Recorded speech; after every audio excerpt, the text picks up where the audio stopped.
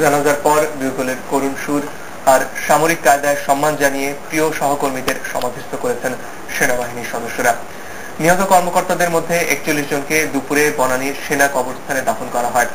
বিডিআরের সাবেক মহাপরিচালক মেজর জেনারেল শাকিল আহমেদের স্ত্রীকেও দাফন করা হয় সেখানে। নজরানা চৌধুরীর রিপোর্ট।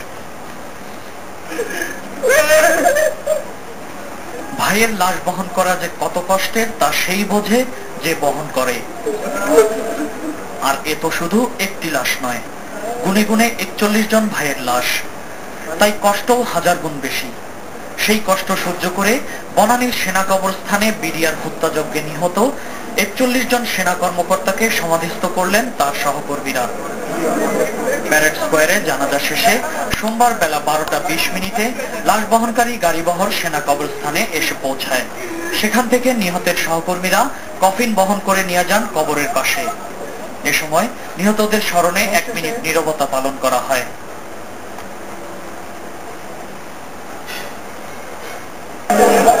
কবরে শুইয়ে দেওয়ার পর নিহতদের স্মরণে আকাশে গুলি ছোড়া হয়।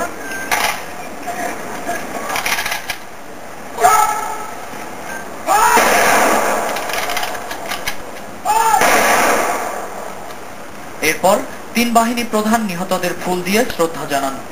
এ সময় বিগলে করুণ সুর বাজানো হয়।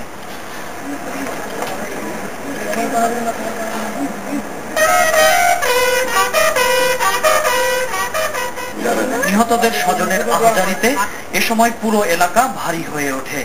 ছোট্ট মেয়েটি, যার বয়স হবে 4 কিংবা 5, মৃত্যু কি জিনিস তা বোঝার বয়স হয়নি তার, অথচ এই বয়সে তার প্রিয় বাবাকে কবর দিতে আসতে হয়েছে তাকে।